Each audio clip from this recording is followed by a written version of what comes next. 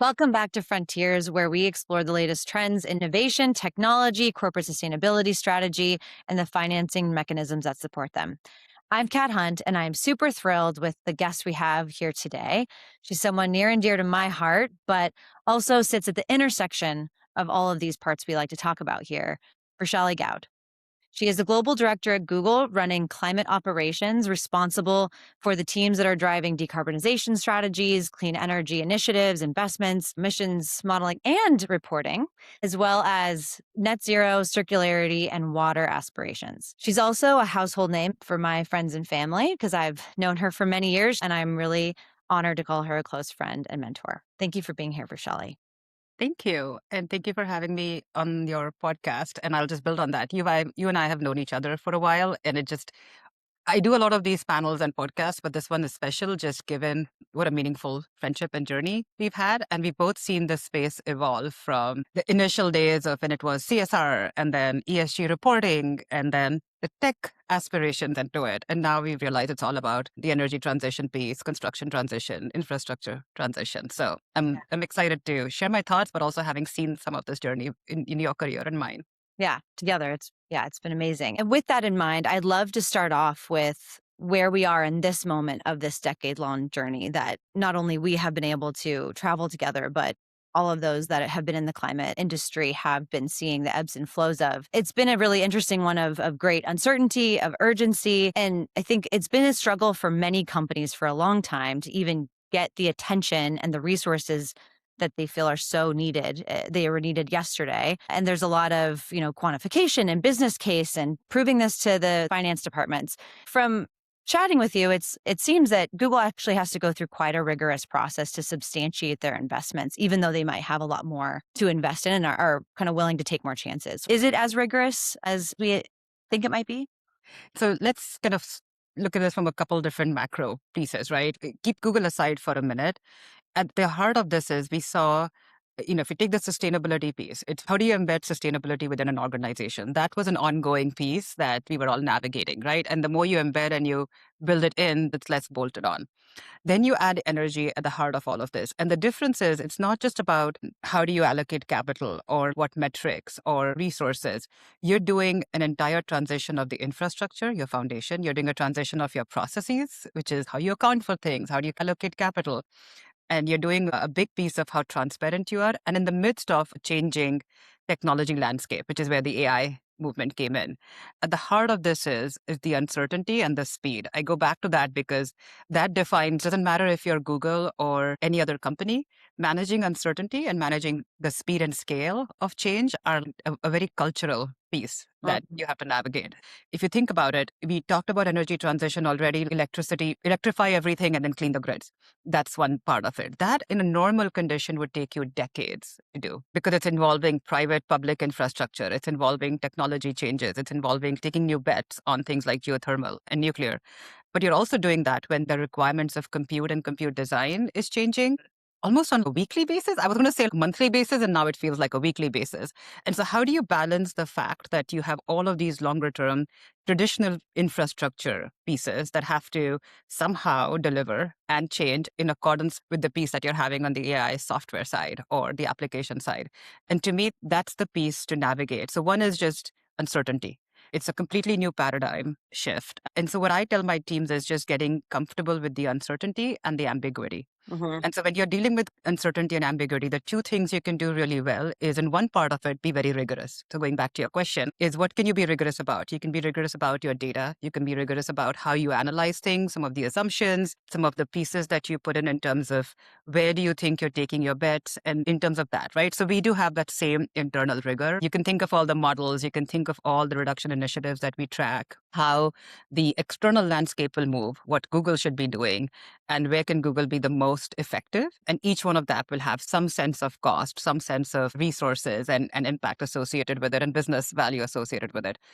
And then the other part of it is where you can be flexible, is basically understanding your assumptions and keeping space in my mind for the variable and treating variability and uncertainty as a place to innovate and be opportunistic versus a crisis. And I think so that is the piece is what do you keep rigorous and then how do you be adaptable on certain areas? And that way you can keep pace with the changes. Do you find that your leadership is aligned with kind of that same mindset around that flexibility or how to treat the optimistic look at the uncertainty? The thing Google does well is it does allow space for disruption. It does allow Mhm. space for thinking through uniquely what are the problems Google can uniquely solve. Sometimes that's placing bets ahead of where the industry is. And you can see that in terms of just the different products we've launched over the year. Even the AI pieces were being done internally before Gemini became an app, right? We were looking at self-driving cars before even Waymo took place as a business, or any of the products that we've seen through the years have been in a sense of where can we disrupt and where can we add value with the unique culture and resources that we bring.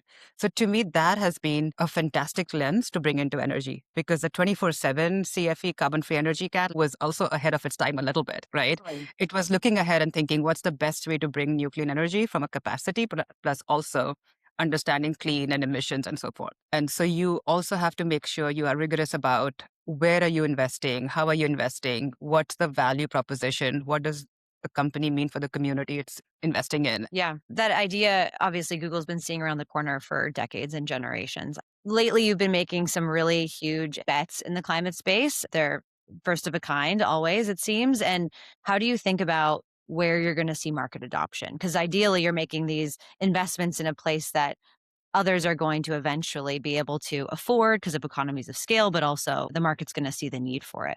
Let's keep the energy track for a minute right now, because if you look at it in the last many years, Google's probably signed 22 gigawatts of clean new energy. And that's a significant number when you think about where the global markets were. And what that does is it does two things. It's the privilege of investing that money, but it's the responsibility of how you're doing it. And one of the things that we hold dear is you don't want to be the best in a bad neighborhood. You want to bring the whole neighborhood up with you. And with that mindset, going back to your question, it's not just the first of the kind, it's a fifth of the kind, the 10th of the kind, right? So you want to do stuff to show where we think technology can scale, but then also be part of the railings to scale it afterwards. And a good example of that is we did one of the first PPAs a decade ago. And now PPAs is a market wide used instrument, but that involved actually coming up with how do you define PPAs? What's the mechanism? How do you attribute it? What's the data collection piece behind it?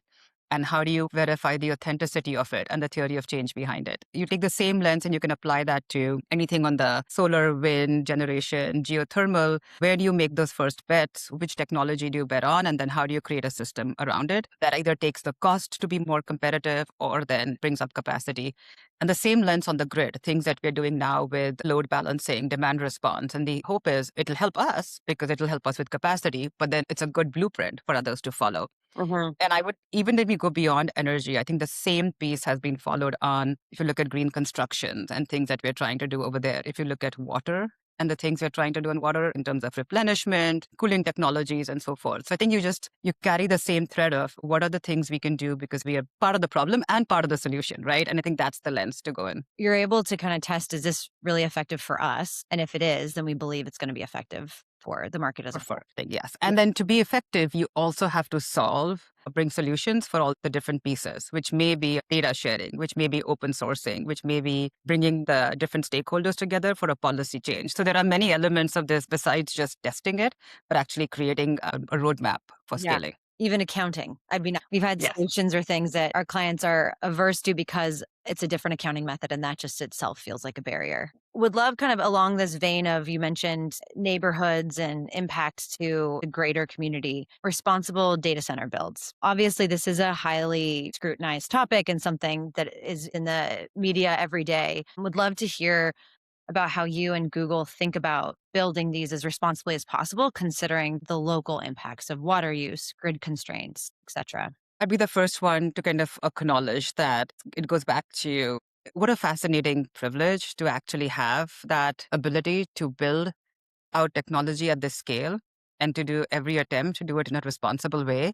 But then the requirement and the responsibility of doing it in a way that is beneficial to the company and the communities and the broader market, right? So I think that is something I do feel like almost everybody at Google who in some shape or form influences some decision on this tries to think about that in a much more deliberate way. And what that means in reality is it's interesting people talk about data centers, but they are just not one block. If you think about what that actually means is it's multiple layers of the stack. And I talk about it in terms of bits, watts, electrons, and molecules. It helps sort of put the context of the conversation is not just electrons as in terms of energy and clean energy. That is a big portion of it. So we all know that.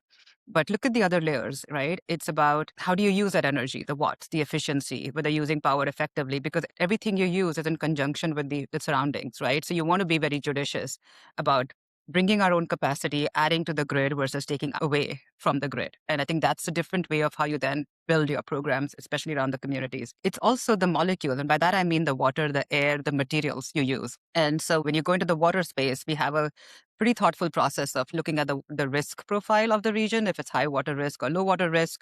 Depending on that, we use different cooling technologies. People don't realize there are trade-offs. None of these are easy decisions. Yeah. I think life in general is full of trade-offs. And I think that kind of cascades into you use more water, it's less energy. But if you use less water, it's more energy. So it's what are you optimizing for? That is just the reality of almost every systems that we think about, right? Is the trade-offs around that. And we try to be mindful in terms of the location and the geography and that pieces. And the same thing with materials, right? I think we'll start seeing more and more how do you do carbon aware design? How do you bring in more green materials? How do you manage the biodiversity, the nature that goes with all this, with the lands that you're using? I wouldn't say we have a yes solution because we're all in the same journey. We're building in the same time we're learning. And so as much as we can, being thoughtful about all of those areas as we go in, that I think builds a responsible stack. The next bit is what are you running on it?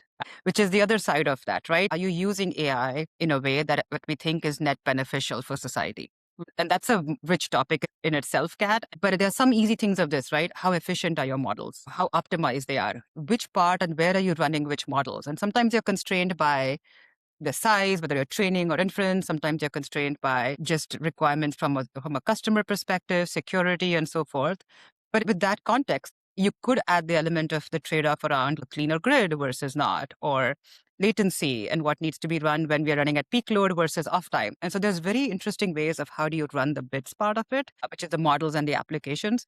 That also goes into the whole idea of how do you think responsibly across the whole stack. And then the other piece I think I want to bring in is that's the impact of AI on the climate. But the other lens is AI for the climate, which is can you use AI eventually to solve problems and scale up at a speed that is much more progressive and valuable than what went in creating the AI, right? And so are there solutions which help us solve climate risk problems, traffic problems? We have something called green light. We have solar APIs, which is a AI application for solar intensity. You have methane and FireSat, which looks at wildfire risks, methane leaks. So are there applications of AI which then eventually help us get a multifold return on the investments we are making through the focus on environment or energy and efficiency and so forth? Yeah. So by investing in this compute, you're actually unlocking even more Yeah. ability. It's also interesting because there's energy efficiency just to reduce the capacity you need. And then there's the energy source itself, which I'm hearing you say there's the model efficiency, which we need to focus on. And there's the parts and components that we can be actually reducing impact. Is there any super exciting innovation or efficiency technology you've seen for data centers? It's fascinating when people say it's super exciting. Everybody gets excited about invest back in SMRs and nuclear and geothermal. You talk about the scale at which we are doing battery. I think batteries are a very exciting thing. Long duration storage, battery Yeah. storage, and so those are I think what I call the shiny bits of innovation, which I think are much definitely that's the big jump you'll see right in the next decade. Hmm. But I do feel like along with that, you can't just do the shiny bits. It's the boring bits that require a lot of attention that also excite me because I feel like it's the boring bits that will actually help us. We Uh, accumulate. yeah, when they accumulate, they compound Hmm. in many which ways, and they're required to make sure you can use the shiny bits. You can't put all the generation technology if your offtake and your grids and your transmission is not fully upgraded, right? And able to keep up with that. You cannot take both of those things if you still have old generation of chips or designs and structures that are not used for that. And so I think to me, it's some of those boring bits that are super important. And some of this is as simple as can we figure out a way of adding things to water to make it more cooling efficient? Can we think of material ways in which we can design? It's harder than it sounds, but can you run things differently? Can you stack things differently? Those are all compounding cumulative effects that I think we haven't tapped in as much. And I think this goes back to having grown up in India. One of the things I've always realized is we've always wanted new power sources, new electricity, new streets. There's always this demand side much needed, aspiration. But you also have the fact that we reuse everything.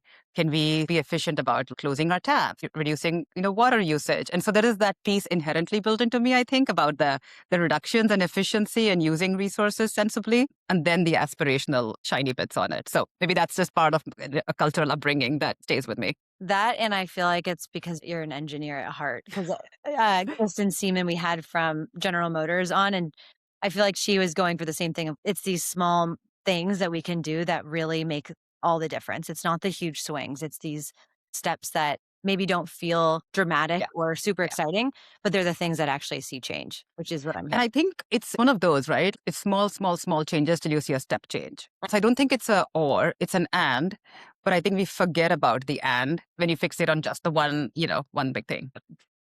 Yeah, and it all goes together. The big things Yes. can't happen without those, yeah. Yeah. Well, what's also exciting is obviously there's so much awareness of governance of AI, of the use of it, of the models, and more, I think there's a lot more awareness of how it's run and the energy sources it's run Yes. on. Obviously there's been recent news with the methane gas turbines that Anthropic was running on, and there's just a lot there that I think more and more the public's getting aware of. We want to choose the AI solution that is not only governed to the ethics that they appreciate, but also run on responsible systems and energy sources. Yes. And I think one of the things we are all sort of grappling with is when I go back to the speed and scale issue is the timeline. To make this really, really, really effective and at the speed at which we need the compute, the speed at which technology is sort of evolving. And you can't stop that curve. Let's just be honest with Mm. ourselves. That is part of what we think is the journey that's going to happen and is happening. So if you're looking at the speed at which compute and requirements are growing and adoption is growing, and it's not just AI, right? Like, think about digital infrastructure, think about electricity as a whole. So when you think of that, you also have the time lag that physical infrastructure has its own time to get built out. And so what you're running into is with all good intentions, we've been on the CFE journey for almost a decade now, right? But with all good intentions, you are going to run into spaces where, where and what decisions you make. And sometimes it's a step sideways and many steps forward and so forth. Yeah. And so I think what I personally feel is, at least the ethos that we have, is you bring in the clean sources, you do things responsibly to the best you can, and then you figure out what those trade-off decisions are if and when you have to deal with it, but always with a plan to go back and fix it or, Mhm. replace it and so forth, right? Oh, how do you mitigate? And that's just a continuous process. And it's going to be a continuous process for the next, I would say, foreseeable years. To answer your question, especially if you come from a lens of having been in sustainability for a while, we know there is a balance between being transparent and then transparency can drive good measurement systems and which can drive good actions, right? There is one philosophy around that we've all sort of, embraced. And I think we take that seriously when we put out our numbers on what one prompt of Gemini uses in terms of a couple drops of water, a couple seconds of watching TV. And the reason you do that, it gives you a sense of what's the scale of the problem. And once I do one level of measurement, and we can all argue about it's not perfect, where you draw the boundaries, what is inside, what is not, if it's just a text prompt or if it's audio or visual, there's all these complexities, but there's a starting point Mhm. at least. And there is a conviction that we have to look at this to make sure that we're building it out responsibly.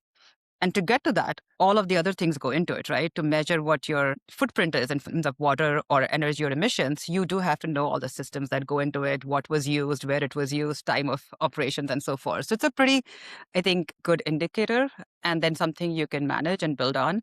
And I do wish that was more prevalent across all the model providers and the hyperscalers. It's a competitive piece, but it's also helps the industry if we all sort of share information on that and best practices, that is how progress has been made. You know this, Kat, on almost every avenue, right? You share, you figure out that, oh my gosh, a good portion of our problems are common across the industry, and we can then collaborate to figure those out. And so I do appreciate if we had more transparency on that. And then we can build off and improve on that. I'll say one of the reasons why most companies and everybody's reluctant is not all of them are public, quite a few are private, so they don't have the same sort of disclosure requirements. But it's also transparency can be used in a way that then sort of becomes more kind of penalizes and makes you rethink about what you're disclosing. So I think we just have to bear that risk a little bit and build more awareness that we don't have a perfect answer, but it'll hopefully help us get to a much more responsible and progressive space. Going into that idea of collaboration, there was a recent announcement, Google with some other hyperscalers, Elemental Impact, all went in on a particular investment. I'd love to hear, because I think you've always been a huge proponent of collaborating, but you're in a super competitive space with, the global AI rush that we're undergoing. How do you navigate that? How do you get people to collaborate? One of the amazing things about being in sustainability, and just disclaimer, right? I've come from a background of sales, business development, consulting, account management, which are inherently very competitive spaces. Yeah. Yeah.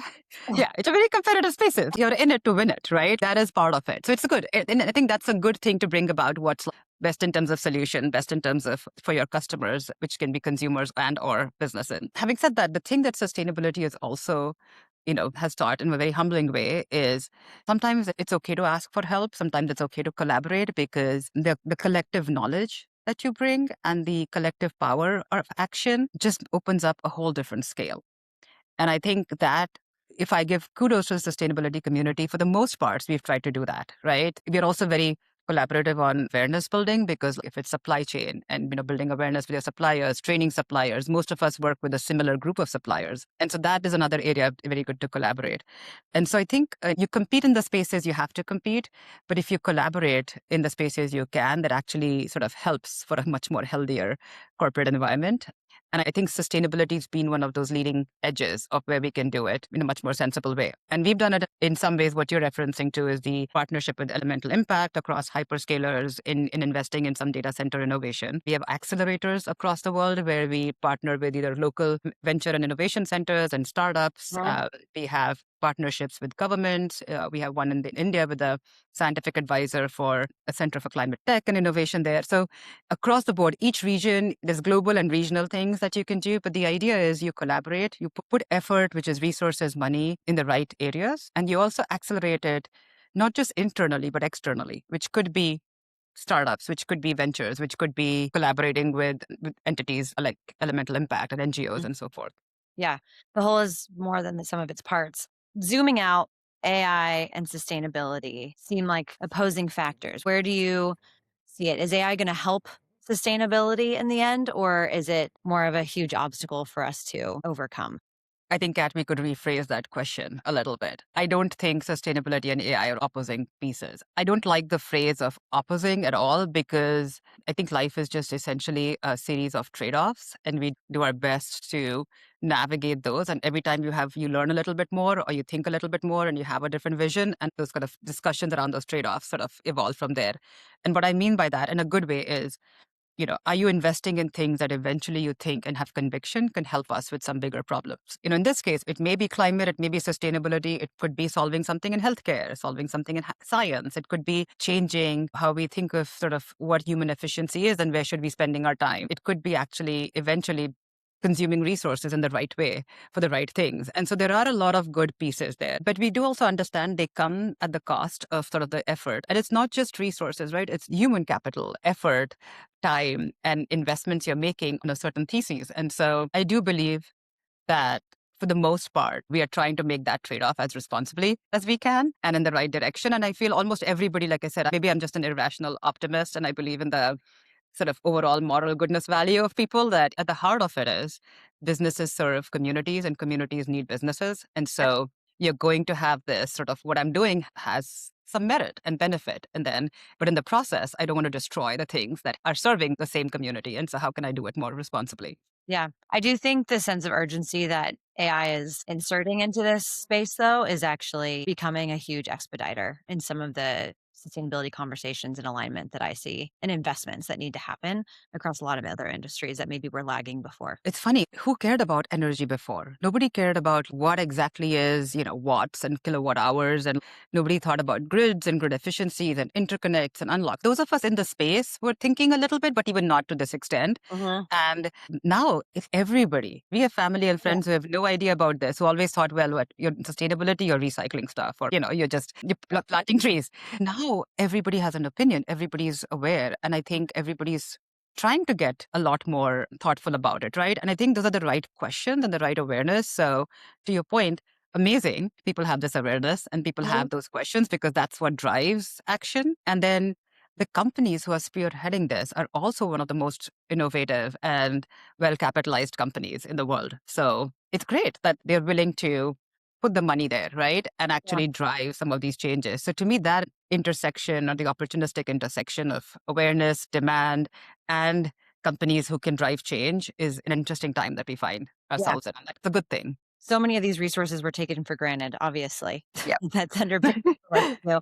And even more, it's shining a light on how it works, which is the only way to really solve it with all of us involved also. Okay. One piece of advice that you would leave other sustainability leaders in your space. Leave us with something inspirational. Oh my gosh, inspiration. I guess I'll first start with gratitude. All of us who've been in this journey, we've all been in it through the cycles that went up and down. And especially those who are coming in now and joining more into the sustainability space in the recent years, probably don't have a full view and appreciation of these cycles. And so I think bearing with the fact that we'll always go through ups and downs and questions, and there'll be support, and then be a little bit of sidestepping on the support. It'll rebrand itself in some ways. Some areas will get a little bit more momentum than the other, but there is a journey. And we've seen this journey accelerate, which is fantastic. But let's be mindful of the fact that it is a journey.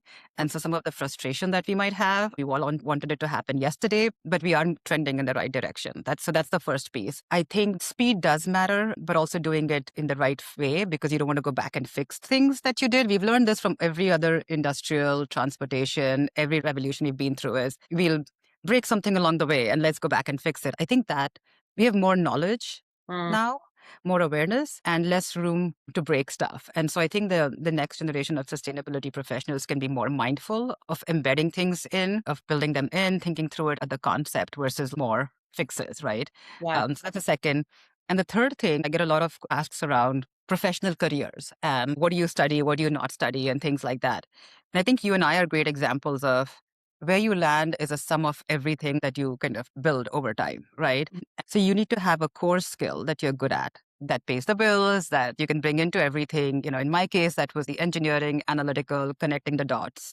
And then you can evolve as things evolve. And that's a mindset I think you almost need in this space, is not going with, I'm going to do just reporting or I'm going to do just plastics or just this.